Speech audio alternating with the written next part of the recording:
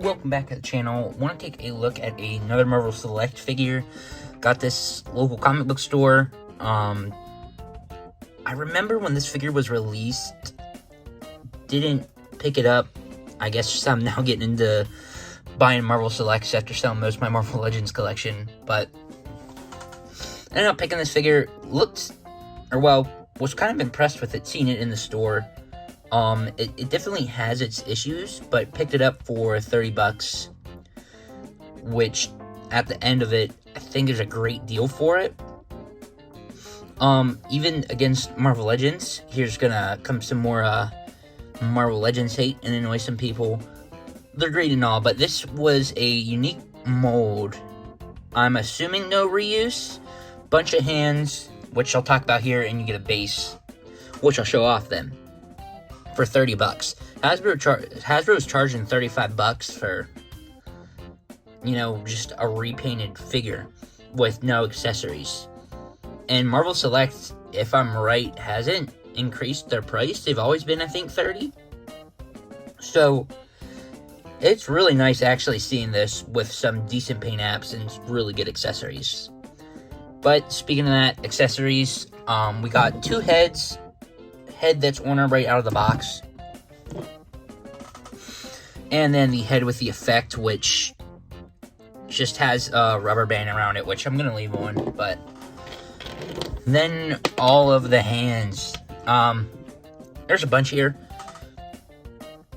Bunch of open-fisted. Some weird opened hands. And then she does have the sylocke blade that I have one there. I really like that. Love the way they did this and made it an effect on the hand rather than a clip-on piece like Marvel Legends. That piece looked cool on Marvel Legends, but it fell off all the time on mine. So glad to have this on it. Then comes with the sword here, which is painted pretty nice here. Put that back in. Then final accessory, the display base. I don't think they're doing display bases too much anymore, but meant to do all the X-Men together, do the, is it Danger Lab? Whatever that room's called. This is my first X-Men Diamond Selects related character, so first display piece here. But, I mean, it works for diorama backdrop. Really nice. It's got some nice details, some nice paint, so really surprised how much effort they put into that, so looks really nice. Now onto the figure where some of the issues are.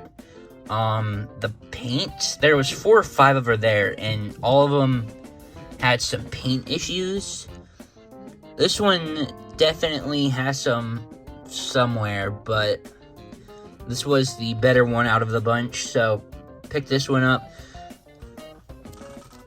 Then another issue I have with this is, well, the paint, first of all, still looks good. It looks really shiny. The Marvel Legends wasn't like that. So if you prefer the shininess, this is the one to go with, even though it's a bigger scale. So, I'll show you some comparisons then. But this leg in particular, this right leg, is kind of more rubber, more bendy. More like some Marvel Legends figures. I don't know if it's the sculpt. The other ones like it, but not as bad. So whether it's just this copy or what the deal is, but it doesn't bother me too much. Hopefully I just don't break it. Taking a look, articulation. The head, the hair gets in the way a little bit. Torso actually is better forward than I thought. Arms go out. Can do a 360, hands go in and out. Double jointed elbows, which this one over here is stiff, gonna have to heat that up. Then the legs here, though, I'm pretty sure they're just, they're on ball joints here. So forward, back, showed the double joints earlier. Have swivel there at the boot cut, nothing at the thigh and the feet. The only issue I have with her articulation is the swivel here. See if I can get this. To do it, I have to hold both parts of it. It feels like it's really going to snap off. So, especially this one here, that does not feel good. That's definitely gonna maybe break at some point. Whether I maybe gotta heat that up, but don't plan on moving that too much. But that's there. Some size comparisons. Here he is, or here she is, besides 2 Marvel Legends, the War Machine. Oh, and there she goes. And then there she is with a Spider-Man. So, Diamond Selects, I think it's supposed to be 7-inch scale. So, yeah, she's going to be bigger than Marvel Legends, obviously.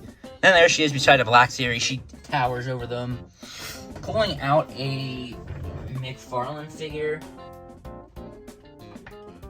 Here's Kyle Rayner, which she is taller than him just by a little bit. So, yeah, definitely the 7-inch scale. And then, finally, here she is besides the recently reviewed Titanium Man. And this is a huge figure, so she even looks small to him. So, any last minute details I need to point out here. It does have the yellow belt here, which this is actually, I like the weird orangish, yellowish they painted that. Doesn't stand out too much. I know you take this off somehow. I don't know how. I'm leaving it on. Don't plan on taking it off, but no, you can do that. But this is, yeah, I really enjoy this figure. Really glad I got it. Plan on getting some more. Picked up the Vision today. Gonna try and do a review on that at some point, whether it's later the day or tomorrow sometime. But till then, got Sylocke here, which I really like. So glad to have her. And I think I even saw my Marvel Legends one. Wanted to sell that, but her arm broke. Just I wasn't a fan of that figure. Has loose joints, but this one definitely makes up for that Sylocke.